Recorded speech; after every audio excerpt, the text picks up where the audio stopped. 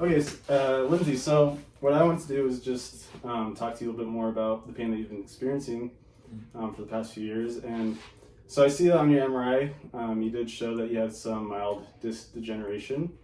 But I don't want you to think that, this is the root cause of the pain that you've been experiencing. Actually, having disc degeneration is pretty common in the general population, is what the research has been showing.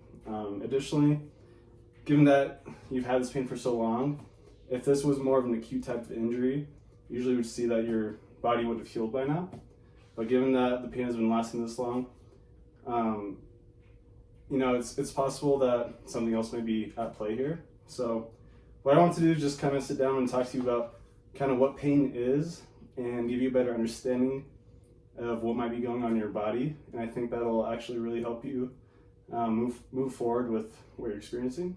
Okay, so if at any time you have any questions throughout this explanation, feel free to interrupt me and go ahead and chime in. So to start with, I want to say that the major takeaways from this conversation that I want you to kind of have a knowledge of is that first, pain doesn't always equal tissue damage. And second, that pain is also a process, is an output from the brain, okay? So usually, the way we think of pain is I'll bump my elbow into a wall, and what is happening is a signal is coming up to our brain, and our brain is interpreting that bump and says, is there danger? Is this something that we need to stop doing? So your brain is making you come away from the wall to stop the pain and assess the situation. But sometimes with pain, in chronic pain, the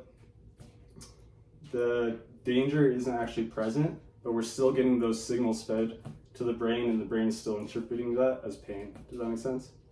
Yeah, I think so. Good, okay. So you could also think of it as like a car alarm. So sometimes car alarms, if you try to break into a car, the mechanism is there to alert you and say, hey, there's danger here.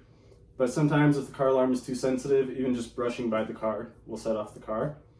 And that could be what's happening in the body with chronic pain. Additionally, there's other factors that can contribute to chronic pain. These factors include lack of sleep, maybe anxiety from your life, stress from your life, depression, the diet that you have, exercise. So there's also more contributing factors that will kind of pile on and really bring out this chronic pain. And I know,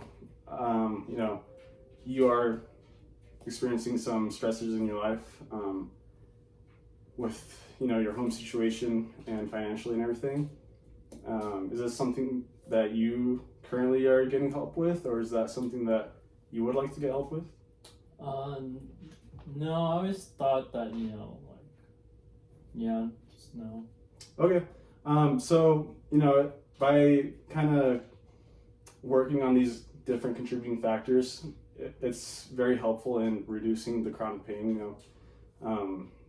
So if that's something that you're interested in, we could definitely get you some resources and get some referrals for you to help you if that's something you would like to do. Okay, yeah.